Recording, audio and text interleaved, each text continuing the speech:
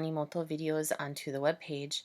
First, I just want to show you that I got all organized before I decided to do this video and do my Animoto video, and I put all the photos I wanted to use into this little folder. So you can see that I've got, how many is this? 3, 4, 5, 6, 7 photos. That might be too many depending on how much I write. So let's take a look. So Animoto is an app and a web page, and you can create a video on either one. So you could use your cell phone, you could use your computer, you could use an iPad. Um, the cell phone one that I've used in the past, at first it was only letting you use your photos from your actual saved photos on your phone. And I'm going to check out and see if it still is working that way, or if you can access photos like from Facebook or something, which or Instagram. If you guys use Instagram, I think you can get photos off of Flickr, etc. So the first step would be to create an Animoto account. They used to have special education accounts, and they've stopped doing that since. So you should not pay any money to Animoto. It's a lovely service, but we're not going to pay anything because I want us to keep these videos as short as 30 seconds. Why? Well, we've got other programs that can create longer videos, as we'll see with our digital stories later in this segment. And really, the 30 seconds for our students to make a video is about the perfect amount of time so that they can do a project in one class period, and so that they don't get too complex, which sometimes can lead to frustration. If they're trying to say too much and they are beginners, it might actually frustrate them if they can't say what they want to. So we want to keep it very simple, and it turns into like a flashy, cute 30-second thing that is streamlined and efficient and really makes them economize their language, which is what we want them to do. We want them to keep it simple within the sort of parameters of their current knowledge in the language. So for learners, this is a fun program, and videos are awesome anyways. So once you've logged in, I just logged in with my Facebook account, which for me is easiest. You're going to see this screen, and you're going to want to hit create. Okay, so that gives you a bunch of different styles.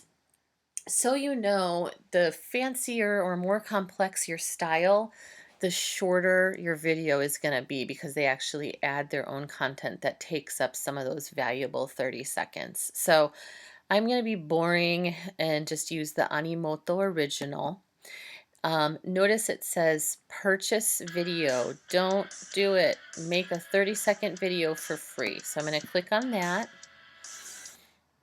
and it's going to take me to the video creation page. Okay, so I have a nice handy dandy folder full of photos, and I'm going to be all fancy and open up my folder, and I'm going to select all of these. So I'm going to choose, let me see, I thought it was going to be all fancy. I guess I'm just going to have to do the little control click thing here and select them all. Okay, and then I'm just going to drag them right over here, and they're going to start to upload, and it's going to be awesome. All right, so I can also do this in the sort of, I guess, more old-fashioned way and just hit add pics and vids. Notice that you can put a video in here, and you'll see that you can choose from a huge variety of places. So say you're using Dropbox with your class. You might actually populate a Dropbox folder with photos for your students to use, so you can avoid the Google search thing, which I know that some of you said was banned. They have images here, they're kind of generic. You can go to your Facebook, you can go to Instagram if you have that account.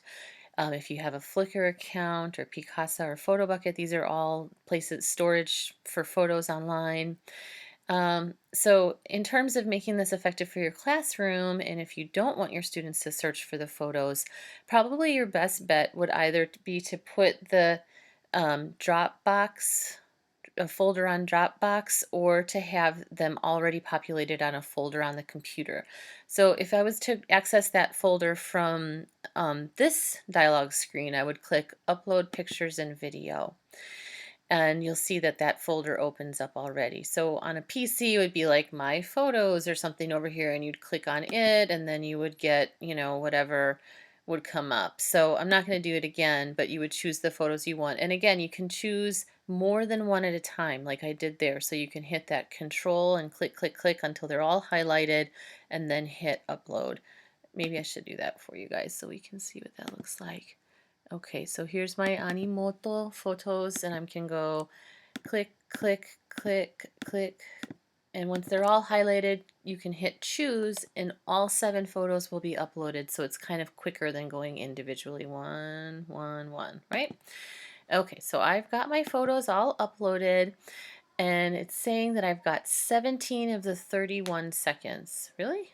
Wow, that's pretty cool. Okay, which means I can add some text in here. So I am going to actually bring this over here so I can drag the order that I want.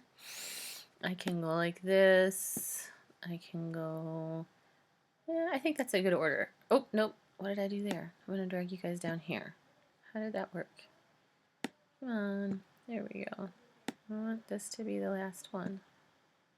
No. Alright. Well, it's not going to want me to do that. There. And then we'll switch.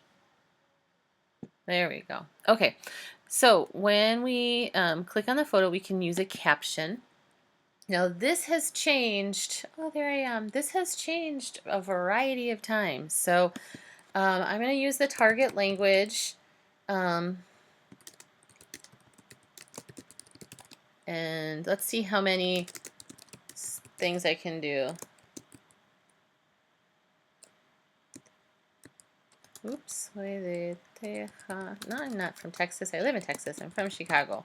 Soy de Chicago, vivo en Texas. Okay, so I don't know how many characters that is, but that's as many as I can do. So, hola, it's probably about 130. So this is a lot like the Twitter limit, right, where we have a certain number of characters. Okay, hola, me llamo Jessica. I'm done. And then I'm in here, click on this one, and I'll edit a caption. Tengo una hija. I have one daughter.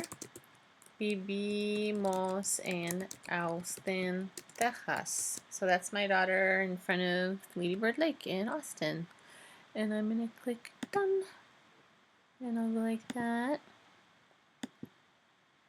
And we'll do a little caption on this one too.